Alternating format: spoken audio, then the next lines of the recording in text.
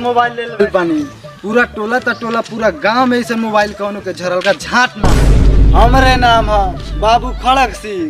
गुडुआ ए गुडुआ जी मालिक। भाई देख मोबाइल लेनी है, पूरा बड़का स्क्रीनशॉट बा। देखी देखी मालिक ये तो एकदम हीरो जैसा लागत बा। सुन हाँ मोबाइल से दुनिया के कोना कोना में बात कर सकता रे। और न तो का, वीडियो कॉल बात कर सकता रे। और न तो का, फोटो खींच सकता रे। सुन थोड़ा थोड़ा सोशल मीडिया भी चला सकता रे। और न तो का।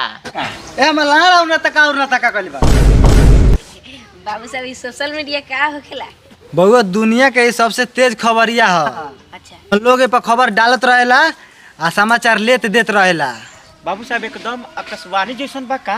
हाँ गुडुआ हाँ। अरे ना बाबू साहब, फेसबुक ऐसा बहुत सारा वेबसाइट होखेला एमे। हाँ हाँ हम वेबसाइट पर बन गए, अब तोरे से चैट करब। ठीक बा। रात दिन बात करब। ठीक बा साला, जो काम पर ध्यान दे। चलत काहे नहीं खे? चलत काहे नहीं खे?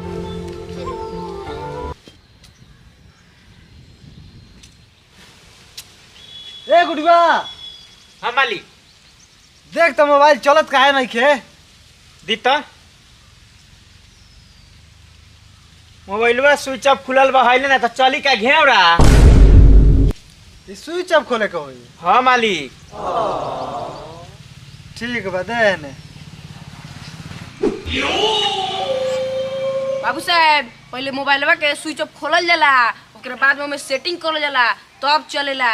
दाल भात के कोना जे सुन लेनी आ गप से लील गईनी।